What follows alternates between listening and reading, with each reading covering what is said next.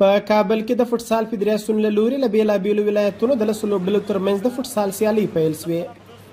په دغه سیالیو کې چې نږدې 14 تنه بهرني لوبغاړي چې ډېره یې ایرانیان دي هم ګډون لري. د فوټسال لوبغاړي له اړوندو ادارو د ورته سیالیو د جوړېدو ترڅنګ د مالی مرستو غوښتنه هم کوي. بخصوص برای ما مهاجرین که از ایران میاییم بازی کردن در لیگ برتر کشور ما جزو یکی از خواسته ها و آرزوهای ماست. اگر بهتر و بهتر شود تا بازیکنان فوتسال حرفه‌ای بتوانند زندگی کنند، یعنی عایداتشان از همین لیگ باشه و مصروف همین لیگ باشن، بسیار خوب است. چون حالی اکثر بازیکنان کارگر هستند و بعد از یک ماه مجبور هستند برن و کارهای خود برسند. ما از حکومت میخوایم همیشه حمایت کنن جوانان که رشد کنن، از دیگه عملا بگذارن، بیان با ورزش بپیوندن.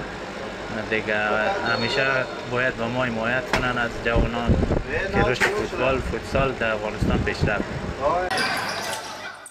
بلخوا د فوټسال فدراسیون چارواکي وایي چې د بهرنیو لوبغاړو له راغوښتلو یې موخه د هغو له تجربو ګټه پورته کول دي.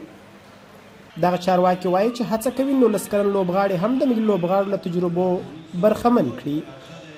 سږ کال دغه کوم ټیمونه چې اشتراک کړی دغه ټول دا نوی او ځوان لوبغاړي پکې اخیستل سوي او دا ځوان لوبغاړی ترڅنګ د خارجي لوبغاړي چې کوم دي دغه نه تجربې نه دوی استفاده کولی سي او انشاءالله د دغه لوب نه زموږ کوم د 19 کلن د ملي ټیم مربي چې د استاد محسن رضایي او استاد شکلای محمد د دوی نه به انشاءالله 19 کلن ملي ټیم ته کوم لوبغاړي چې وړي هغه به انتخاب کړي او د دغه جینه انشاءالله موږ ملي ټیم ته لوبغاړي انتخابوای سو. د افغانستان د فوټسال ملي لوبډله د 1050 نمرو په لرلو د نړۍ په 129 هیوادونو کې 40 مقام لري. د فوټسال روزونکي وایي چې د دې لوبې د پیاوړتیا لپاره باید په کم عمر کې له لوبغاړو سره منظم تمرینونه پیل سي.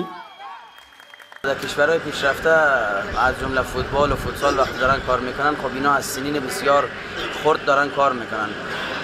من فکر میکنم اگر بتونیم از سنین بسیار پایین بتونیم فوتسالیستای خود رشد بکنیم، فکر میکنم در سطح جهان بسیار حرفه‌ای به گفتن داشته باشیم.